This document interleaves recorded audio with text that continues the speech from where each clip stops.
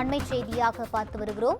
சிவகங்கை மாவட்டம் மேட்டுப்பட்டியில் கொலை செய்ய பதுங்கியிருந்தவர் ட்ரோன் உதவியுடன் கண்டுபிடிக்கப்பட்டுள்ளார். இதுகுறித்த கூடுதல் விவரங்களை வழங்குவதற்காக எமது செய்தியாளர் சுப்பிரமணியன் இணைப்பில் இருக்கிறார். வணக்கம் சுப்பிரமணியன், கூடுதல் விவரங்களை பதிவு செய்யலாம். நீங்கள் பார்த்து கொண்டிருக்கக்கூடிய அந்த ட்ரோன் காட்சி என்பது 2 ரவுடிகளை போலீசார் பிடிக்கக்கூடிய காட்சி. ட்ரோன் மூலமாக இந்த 2 ரவுடிகளையும் போலீசார் கைது செய்திருக்கிறார்கள். அதில் ஒருவர் பெயர் ஜெயக்கண்ணன், மற்றொரு பெயர் வெற்றிவேல். இவர்கள் 2 பேருமே மேட்டுப்பட்டி கிராமத்தில், சிவகங்கை மாவட்டம் மேட்டுப்பட்டி கிராமத்தில் சோமசுந்தரம் என்பவரை கொலை செய்வதற்காக பதுங்கி இருந்த போது பிடிபட்டிருப்பதாக தெரிய வந்திருக்கிறது.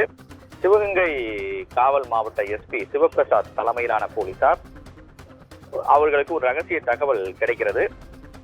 மேட்டுப்பட்டி கிராமத்தில் சோமசுந்தரம் என்பவரை ரவுடிகள் வெற்றிவேல் மற்றும் ஜெயக்கண்ணன் ஆகிய 2 பேருமே கொலை செய்ய இருப்பதாக தகவல் கிடைத்தது. அதன் அடிப்படையில் அவர்களை தேடக்கூடிய பணியில் போலீசார் ஈடுபட்டனர்.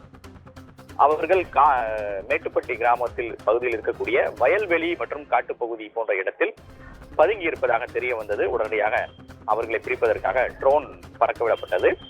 ட்ரோன் காட்சியில் அவர்கள் ட்ரோனை கண்டதும் 2 பேருமே தப்பி ஓடினார்கள். அதையடுத்து அவர்கள் செல்லக்கூடிய பாதையை வைத்து போலீசார் அவர்களை சுலபமாக கைது செய்திருக்கிறார்கள்.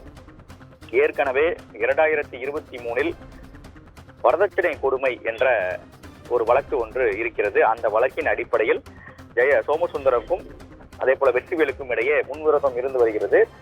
இந்த நிலையில்தான் வெற்றிவேல், ஜெயக்கண்ணன் ஆகியோர் சேர்ந்து சோமசுந்தரத்தை கொலை செய்ய திட்டமிட்டிருந்தது தெரிய வந்தது. தற்போது கைதான 2 பேரிடம் சிவகங்கை தாலுகா போலீசார் விசாரணை மேற்கொண்டு வருகிறார்கள்.